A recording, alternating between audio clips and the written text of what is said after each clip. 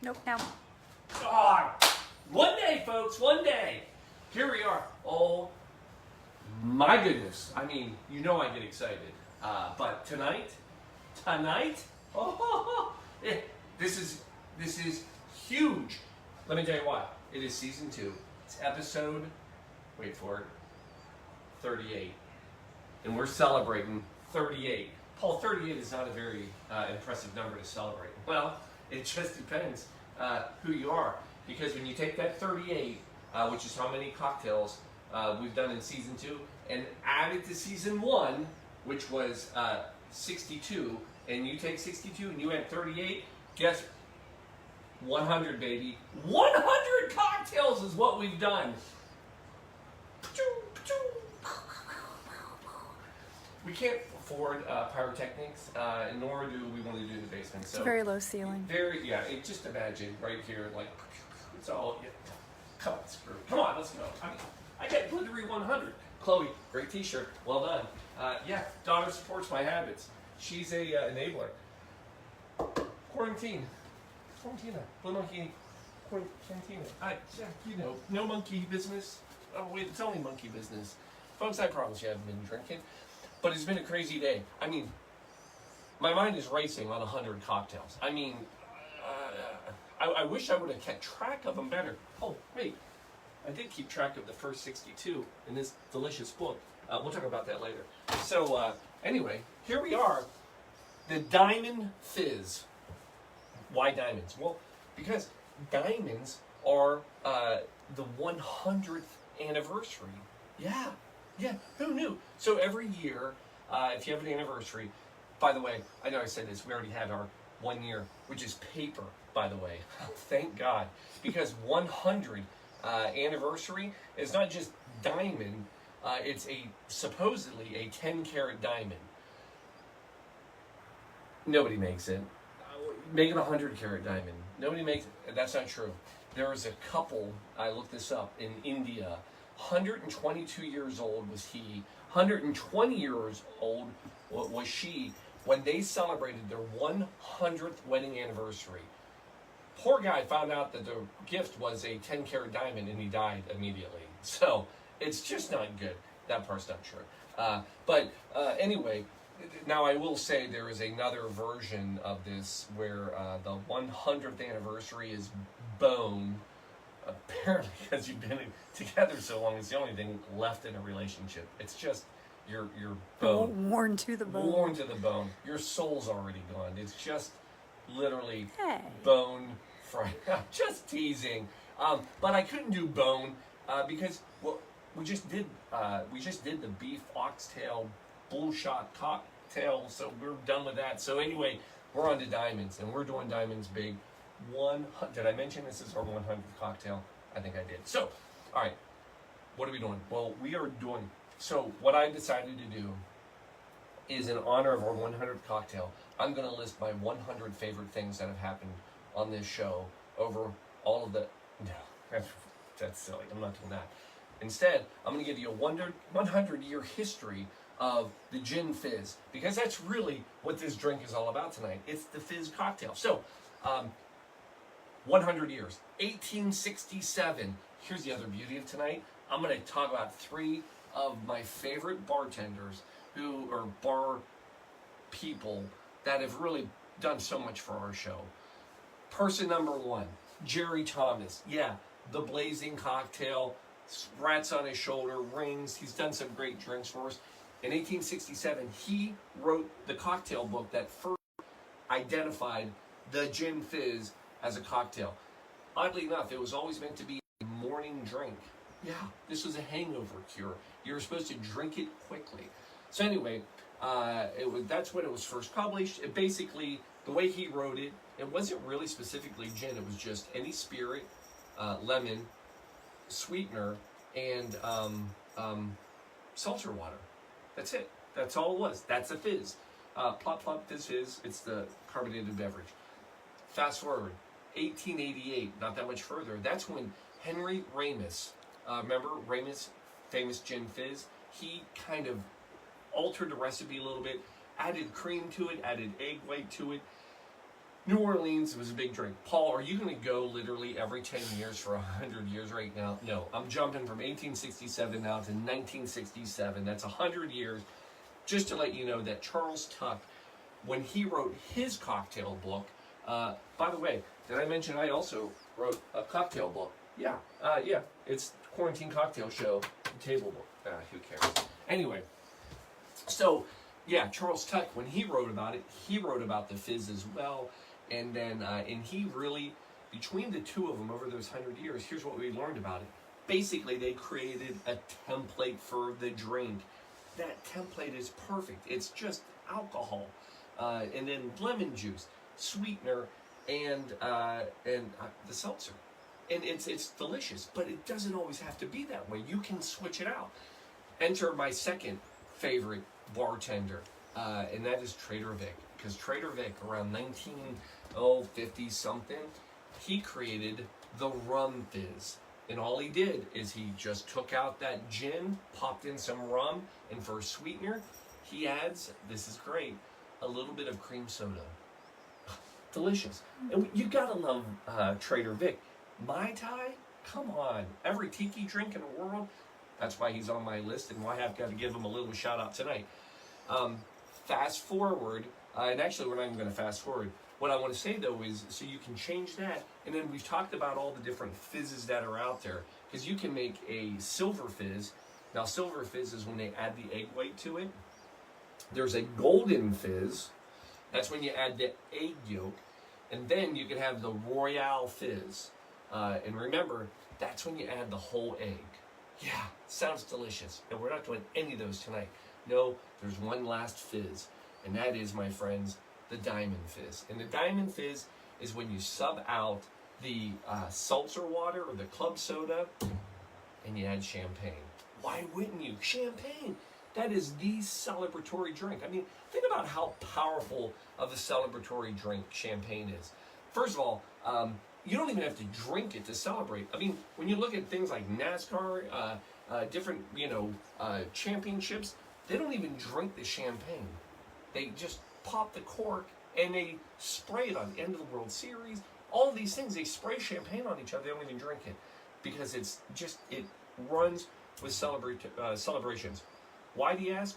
Paul, I'd really be curious how that all started. Well, funny you ask. 1789, the royal courts in Europe, that is when this champagne became so popular as a celebratory drink. It was a status symbol, and only the rich could afford it. So they would always celebrate their fine events with champagne. And the theory was it was so happy and so joyful that it overflowed every time you opened it. Isn't that lovely? But that's why champagne is the celebratory drink. And my God, we're celebrating tonight. For God's sakes, Paul, make me the drink. I don't even know what it is because all you're doing is yapping. All right, so here it is. I will tell you, the other beauty of this drink is the simplicity. It is really easy to drink to make.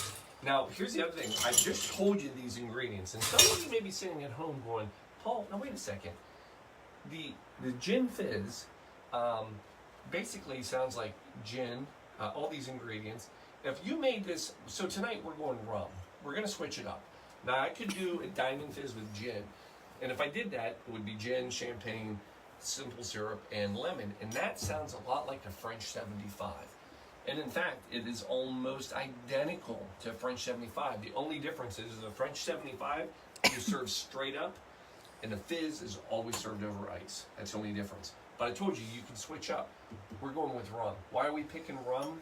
I'll tell you why. I thought about this. Matter of fact, Shelby and I, this morning when I said, here's what we're doing tonight for a cocktail, I said, what are we going to do for an alcohol? And she said tequila. And I said, no, that's the wrong answer. We're going to do rum. No, we worked around it. But rum, I think rum is probably the iconic alcohol of the Blue Monkey Quarantina.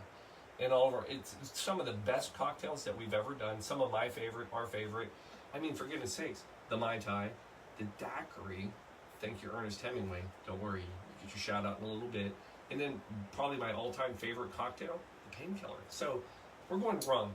Go with a nice rum tonight, folks. You're going to go 2 ounces per drink. And I'm going to say go 2 ounces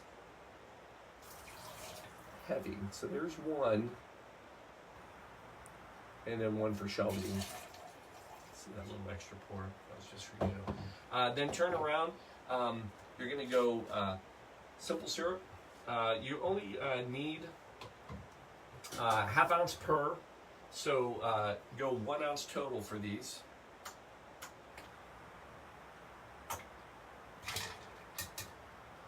Then lemons. All right, now the lemon on this, all natural, fresh fruit. And then it's 1 ounce. So we're gonna go basically 1 whole lemon per drink. So I'm gonna put in juice of 2 lemons because these ones aren't that big. And I'm guessing it's about an ounce, or ½ an ounce. So.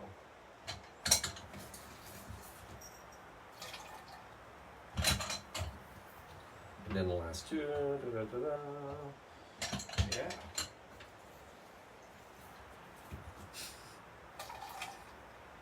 There it is. Folks, last thing, and I guarantee you, Henry Ramis would have done this. Jerry Thomas, I don't know. Henry Ramis, emergency. I know he would have. It's just how he was. I mean, he took all that time to make the perfect gin fizz. This would have been in it. And I'll tell you, it's not a Diamond Fizz without Emergency. Emergency, sponsoring none of our shows, but Girl's Best Friend. Here we go. A little bit of the Emergency. By the way, we're almost out. Scary times, but I think there's a lot more out in the market. Then you're going to come back, folks. Give it a shake. There's champagne yet.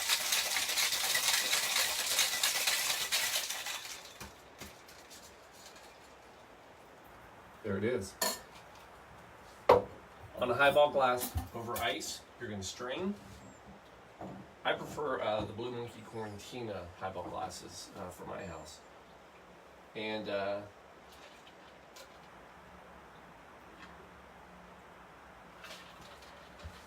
then the true celebratory part of the whole thing, the champagne. Yeah. This is where it gets good, folks. Now, I've told you about 2 of my favorite bartender celebrities, Jerry Thomas, Trader Vic. There's no way I can do a celebration and not give a shout out to Papa. Ernest Hemingway, I saved the last part for you. Oh. Pretty sound. It is a wonderful sound. So, all you're going to do is top off with champagne. This will take a little bit of time because champagne is fizzy.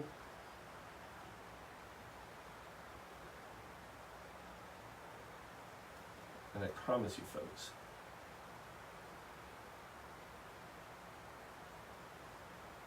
it's going to be delicious. Now, you can come back in. You got to garnish it.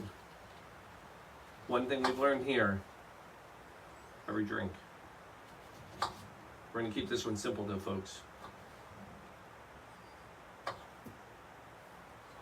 Coming in just with ½ a lemon. All right. Is it good? It's got to be. I mean, it's got champagne. It's got rum in it. Oh, so good. Make sure you use your champagne. That dry bite on it. Rum, go with a nice rum. Delicious stuff. Folks, that's your celebratory drink. That is the celebratory drink. Let me tell you why. Last thing, I got to give my nod out to Hemingway. I didn't finish it. Little known fact about Ernest Hemingway. Man loved to drink. That's not the hidden drink. Everybody knew that. But he was actually, he adored champagne. Matter of fact, he always liked to make drinks that were part champagne. He created some of the greatest ones. And in fact, when they found some old papers of his that were some hidden papers at JFK Library. By the way, I don't know how you go about that. When I die, I would like to have hidden papers at JFK Library. I would like to have hidden papers at like the county library. I just think that'd be fun. Like somebody would go, oh my God, I found all these hidden papers from Hall of Masters. But on these hidden papers at JFK Library, they discovered that he was working on a new cocktail that was a Scotch and champagne mix. Apparently, right before he died, that was his go-to. Now did it? Maybe that was the no, never mind. But anyway, he loved champagne, and I love this quote. Now, this quote was not by Hemingway; it was about Hemingway, and it was by Churchill who said it. And Churchill, because everybody knows that Hemingway, he loved to drink, and a lot of what he did, people believe, came from his alcohol consumption. But as Churchill said, you know what? I've taken way more from alcohol than alcohol has taken from me. Sadly, he died of alcohol poisoning the day after that, when he made it. No, that's not true. And I believe that this show, that's the epitome of our show. If we could have a quote, which we have a lot of them, but if I could add one more quote to it, that would be it. Because out of these 100 cocktails, we have gotten far more out of alcohol than it's taken from us. Minus the pocketbook, minus the rehab, the calories, all the way. But besides that, we have taken far more out of alcohol during these 100 cocktails. And I thank everybody for that, because it's been wonderful. We've enjoyed it. We're not done. We're not done. We got a lot more cocktails to go. I just hope you're in it with us, folks, because we got a lot to do still. We're just getting to the good stuff. So cheers to you. Tink. Love you all. By the way, I will say this. I know I keep talking about this silly little book, but I will tell you this. We got a bunch of them, and every one that gets sold literally puts one brand new coat on a kid. That's how it works.